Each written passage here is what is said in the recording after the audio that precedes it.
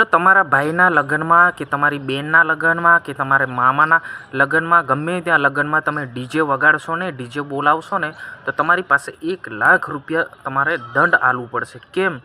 એ વિડીયોની અંદર તમને જણાવવાનું છું. ખાસ કરીને વિડીયો જોજો કે કેમ ડીજે પર લોકો જે પ્રતિબંધ લગાડી રહ્યા છે, કેમ ડીજે બંધ કરવાની વાત કરી રહ્યા છે, આ સાચી ખોટી વાત છે કે સાચી છે, તમામ માહિતી આપણે જાણવાની કોશિશ કરીશું.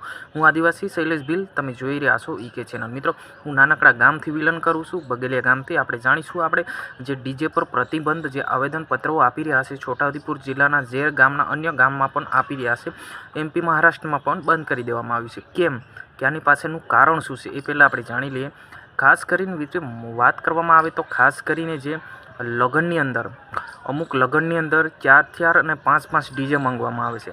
આને લઈને સમાજના લોકોએ શું કર્યું છે એ આપણે પહેલાં જાણી લઈએ કે સમાજની અંદર જેનું કોઈ લગ્ન હશે, ભાઈ બહેનનું હશે કે કોઈનું બી હોય, તો એ લગ્નની અંદર એક જ ડીજે ચાલશે. કેટલા? એક જ. 1 થી 2 ડીજે તમે મંગાવશો તો તમારી પાસે 1,00,000 રૂપિયા દંડ ફટકારવામાં આવશે. દંડ તો ફટકારવામાં આવશે પણ તમારી 5 થી 10 લાખની જે ડીજે છે એ જમા કરી લેવામાં આવશે.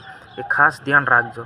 તો આને લઈને જે સમાજ લોકો છે આવેદનપત્રો આપ્યું છે કે બેન્ટ મંગાવો તો બેન્ટ એક જ મંગાવવાની અને ડીજે મંગાવો તો ડીજે એક જ મંગાવવાના. આમાંથી કોઈ બી એક જ વસ્તુ લગ્નની અંદર ચાલી શકશે અને આનાથી વધારે તમે મંગાવશો તો તરત તમારા પર કાર્યવાહી થશે અને તમારી ડીજે છે એ જપ્ત કરી લેવામાં આવશે.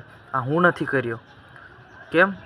મારું કીધેલું નથી, આ ગામના વડીલો કહી રહ્યા છે. એ ખાસ કરીને ધ્યાન રાખજો મિત્રો. ખરેખર મિત્રો, આ સમાજના લોકોએ જે આવું કરીને સારું કામ કર્યું છે કે પછી આવું ના કરવું જોઈતું હતું એ તમારે અવશ્ય કોમેન્ટ બોક્સમાં જણાવવાનું. જેમ આપણને જે માહિતી મળી છે એ તમારા સુધી પહોંચાડવાનું આપણું કામ છે. તો અત્યારે ડીજે બેન્ડ પર પ્રતિબંધ લોકો લગાડી રહ્યા છે, એટલે કે ડીજે બંધ કરી દેવાનું અને બેન્ડ બંધ કરી દેવાનું એવું નથી મિત્રો. પરંતુ લગ્નની અંદર એક જ વસ્તુ હોવું જોઈએ. બેન્ડ તો બેન્ડ, ડીજે તો ડીજે, પરંતુ કેટલું? એક જ હોવું જોઈએ. આનાથી વધારે તમે મંગાવશો તો તમે ગયા જેલમાં અથવા તમારી ડીજે જમા થઈ જશે. તો મિત્રો, આજની વિડીયોની અંદર બસ આટલું જ. આપણે મળીશું તરત જ એક નવા વિડીયો સાથે. અમારી જાણકારી તમને સારી લાગી હોય તો ચેનલને સબસ્ક્રાઈબ કરીને તમામ વોટ્સઅપ ગ્રુપની અંદર શેર કરવાનું ભૂલતા નહીં. જય હિન્દ.